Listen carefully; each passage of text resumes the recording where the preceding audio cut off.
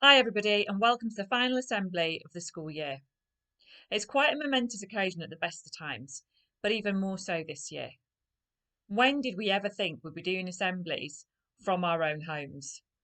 So hopefully, for all your sakes, this is the last attempt at this because Mr. Hollis is an absolute star at it and I'm not half as good as him. But even Mr. Hollis has to do several takes. So you can imagine how long it takes me.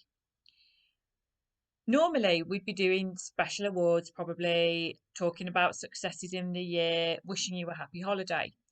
And some of that is still true.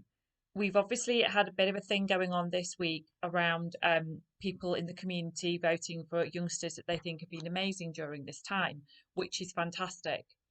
And I know that some staff as well have nominated people. And we also want to wish you a great summer holiday. But we're very much aware that that summer holiday won't be quite how you'd planned. We've seen the adverts on telly. It's talking about, now go out and enjoy your summer. You've stayed in, enjoy it safely, but, get yourself out there and maybe do a few more things that you hadn't been able to do before.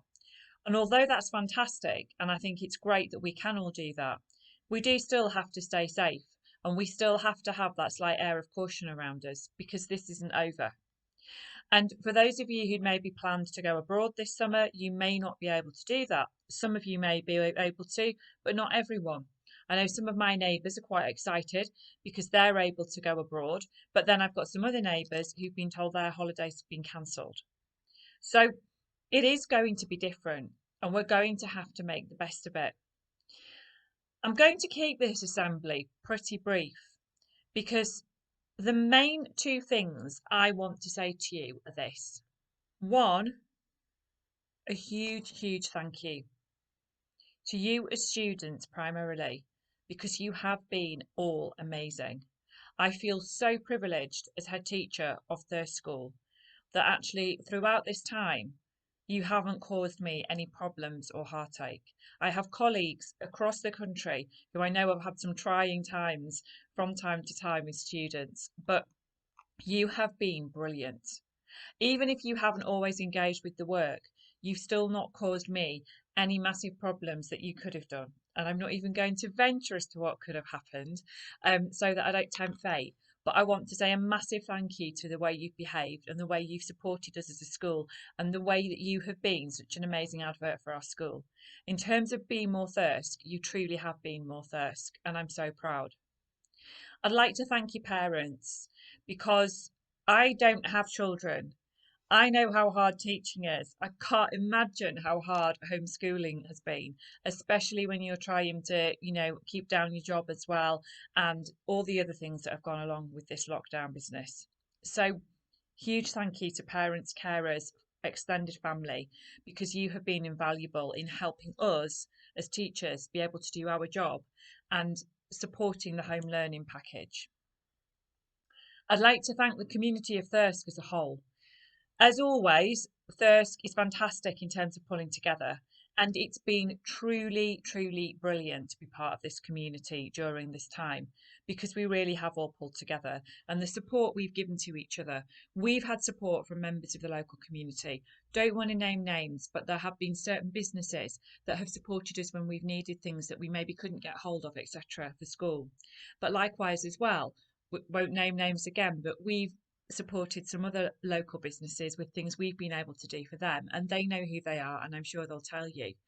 But that is a two-way street, and that's what community is all about. It's what our values are all about. And so I really do feel during this period, as a community, we've lived out the values of Thirst School, and that's amazing and something I'm massively, massively proud of.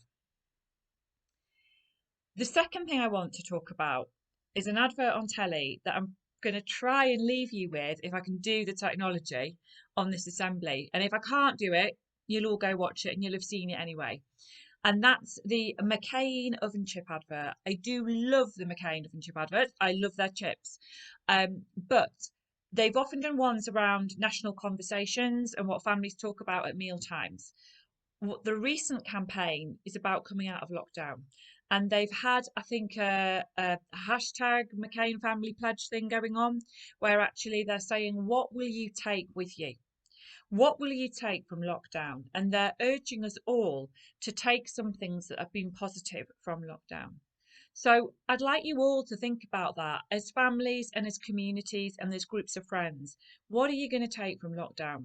I know some people, some of my friends have said to me that they're going to have maybe a non-technology Wednesday night or whatever, whereas a family, they don't look at their phones and they just have conversations and they maybe do board games and play cards and do those sorts of things that we all did yesteryear. I know for me, I want to take from lockdown actually talking to people as opposed to just messaging. So, talking to my friends rather than just sending texts because we're all busy, actually spending the time on the phone if they don't live nearby, and then hopefully one day when we can travel a bit more freely, fingers crossed, going to see them. I've also learned a few different skills. I say different skills. I mean, I have always been able to cook, but I would say I was never the most organised of shoppers or the most organised of homemakers. And lockdown has made me become more organised in terms of what I buy, when I go shopping, doing loads of cooking and then putting it into batches and putting it in the freezer. And actually, that's made my working life so much easier. So that's something I will definitely take after lockdown. None of that coming home late one night and going, can't be bothered to cook, I'll just have a takeaway anymore. I will have things in the freezer because you know what? It saves time in the long run and it's better for you. So, all sorts of things we're all going to take. I know some of my friends as well have talked about their exercise and fitness plans. That they previously paid gym memberships and never gone, but actually in lockdown they've got the bike out that they've never been on for years, or they've just gone for walks every day. I think going out into the countryside, just going out into the local neighbourhoods and looking around you and taking that time, if it's for 20 minutes or 15 minutes even, to just have that sort of peaceful walk that's a little bit of mindfulness, really, a bit of time out in the day, slowing down, maybe realizing what's important and taking that time out for yourself to think about the things that are important in life and that really, really, truly matter. So, the two things are big thank you, everybody in Thirst. Big shout out, you've been amazing. Second thing, think about the McCain Family Pledge and watch the McCain advert, please. And just think about what you're going to take from lockdown. And remember, everybody, carry on being more Thirsk, because we will continue with the Be More Thirsk page in one shape or form or another post lockdown. We will definitely take that with us as part of the McCain Family Pledge. Be More Thirsk. Staying home. It's been a little strange, and it's meant a lot more family time. Discovering the great indoors, dinner table dance-offs, family fitness plans made and broken, bread that doesn't always rise to the occasion, being home for bedtimes and all three meal times. When all this is over, we'll call time on time in. But let's keep making time for family. McCain, we are family.